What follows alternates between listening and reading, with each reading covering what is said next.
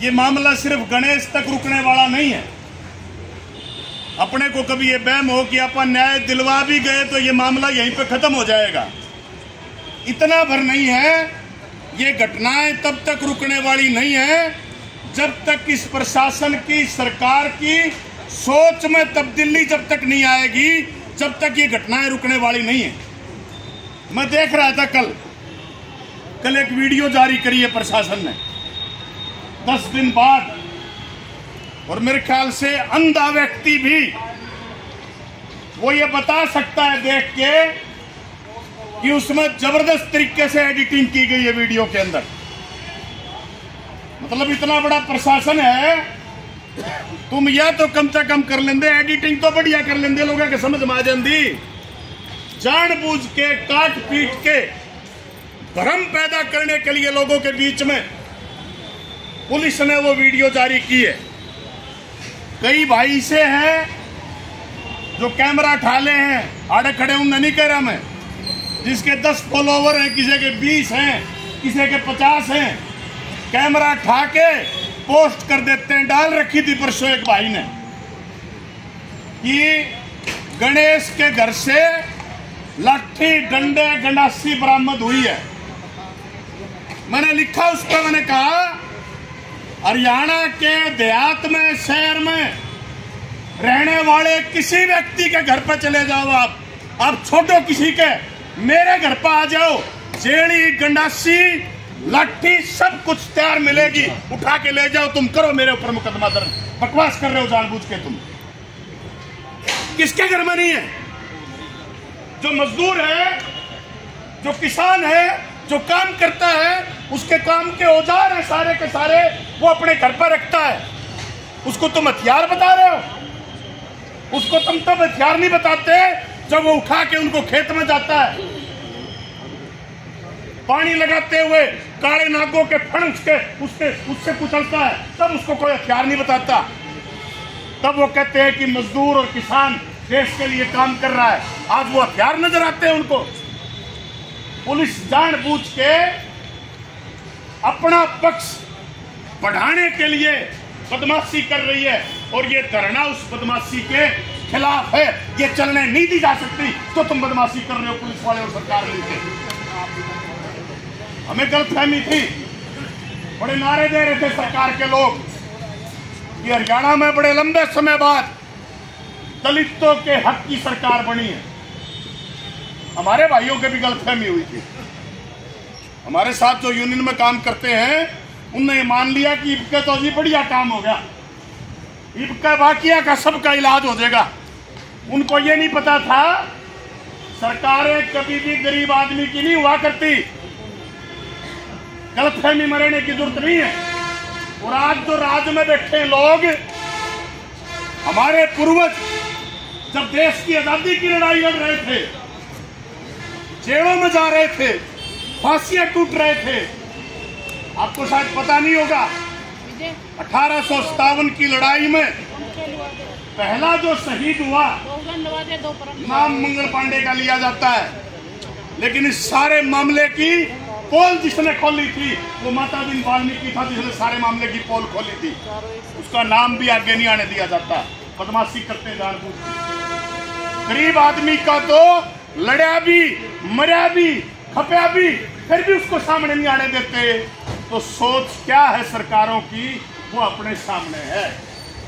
मेरी तो एक सलाह है साथियों, देखो ये धरना यहाँ पर रहे, कल आपकी जो मीटिंग हो, संघर्ष समिति की जो फैसला ले, वो हमने भी मंजूर।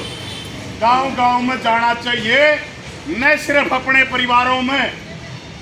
कई बार ये जो समाज की बात आ जाती है ना, वाल्मीकि समाज, भाई बालक सबके साझे होया करें, इसे एक बिरादरी का नहीं होता बालक, बेटे बेटियां सबकी साझे होते हैं। 16 साल का था, मेरा 18 साल का बेटा है, उसके साथ घटना घटती है, वो पूरे समाज का बालक है, आने वाली पीढ़ी है, जिसने देश चलाना है पूरे का पूरा। सबके बीच में जाना चाहिए, सबको अपील करनी चाहिए कि भाई ये जुल्म हो रहा है और आज नंबर मारा है, कल तुम्हारा भी लगेगा अगर तुम साथ नहीं आओगे तो। इसलिए जरूरत इस बात की है समाज के तमाम हिस्से, मैं उनकी नहीं कहता, जो बदमाशी करने वाले, जो लूट के खाने वाले लोग हैं, जिनका राशन पानी अपने जैसे लोगों को दबाने से चलता है, उनके पास जाने की जरूरत नहीं है। हमें उनके पास जाना चाहिए जो मजदूर किसान लड़के पैदा करता है, धन देश का, अनाज पैदा करता है, सब कुछ ढांचा देश का मजदूर किसान के बिना चल नहीं सकता। और आप उस कड़ी में सबसे निचले पायदान पर माने जाते हैं। और जो विनोद कह रहा था ना कि ये देश मनुस्मृति से चलाना चाहते हैं, वो लिखते हैं ढोल गवार पशु और शूद्र और नारी, ये सब जो है ताड़न के अधिकारी, उस पर चलाना चाहे देश। इनको बताना पड़ेगा इस देश में माता दीन वाल्मीकि भी शहीद हुआ देश की आजादी के लिए, और भगत सिंह भी फांसी टूटा।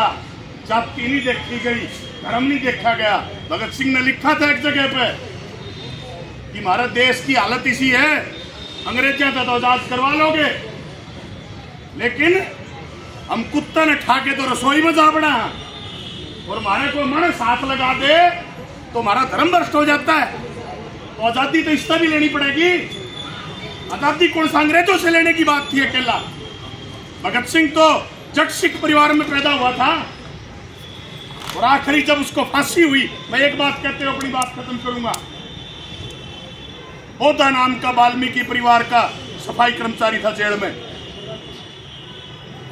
जब उससे पूछा गया तेरी आखिरी इच्छा क्या है, वही बोधा पूछता है जाके, वो बोला मैं अपनी बेबे के हाथ की रोटी खाना चाहता हूँ। माँ को कहते हैं पंजाबी सिख जो है बेबे, मैं अपनी बेबे के हाथ की रोटी खाना चाहता हूँ। तो उसने जेल के प्रशासन से बात की, बोला तेरे बेबे के हाथ की रोटी तो नहीं मिल सकती, बाहर से नहीं आने देंगे कुछ। उसने कहा मेरी बेबे तो यही है जेल में। जब मैं छोटा था, 9-10 महीने का, 1 साल का, 2 साल का, मेरा टट्टी पेशाब साफ मेरी माँ ने किया जिसने मेरे को पैदा किया, और मैं 2 साल से जेल में हूँ। ये सारा काम तो ये बोधा कर रहा है, मेरी माँ तो यही है, मैं तो इसके हाथ की रोटी खाना चाहता हूँ। आंसू आ गए उसके बोधा की आंखों में कि मुझे पता नहीं था कि तुम जिस बिरादरी में पैदा हुए हो उसमें ऐसे लोग भी हो सकते हैं। इसलिए जाति धर्म की बेड़ियां तोड़ के लोग अंग्रेजों के खिलाफ लड़े थे। आज अंग्रेज नहीं है, लेकिन उनकी औलाद बैठी है राज पे, जो देश के आजादी के आंदोलन में नहीं लड़े थे। आज उनकी औलादों के खिलाफ लड़ाई है। इसलिए मोर्चा पहले तो बड़ा बनाना पड़ेगा, ज्यादा लोगों को अपने आंदोलन के अंदर, अपने संघर्ष के अंदर शामिल करना पड़ेगा, तभी आप जीतेंगे। ये पक्का विश्वास है। लोग जब भी लड़े, टेम कितना लग गया बेरा नहीं भाई, जितने बिना लोग उल्टे हटे को नहीं, सिर कटाना लोगों को मंजूर होता है, वापिस नहीं हटते लोग। इसलिए जीत के ही उठेंगे यहाँ से भी। आप किसी हालत में हार के मुड़ने वाले नहीं है। बेशक कुछ भी हो जाओ, प्रशासन सरकार कुछ भी करने पे उतारू हो जाओ, बेशक उसके पीछे हटने वाले आप नहीं है। इन्हीं बातों के साथ मैं दोबारा से पीड़ित परिवार के साथ अपनी सहानुभूति प्रकट करते हुए साथी गणेश को, बच्चे को श्रद्धांजलि देते हुए 2 नारे लगा के अपनी बात जो है खत्म करूंगा।